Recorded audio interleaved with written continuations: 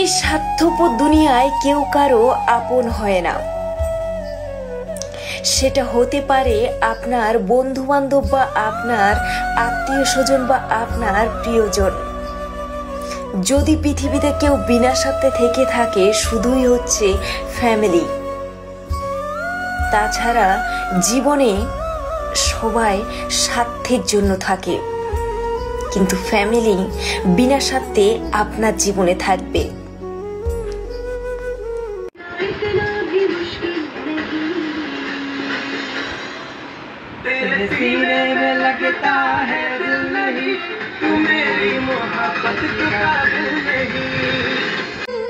আমি সারা জীবন মনে রাখবো তুমি আমাকে কি কথা দিলে আর কি করলে।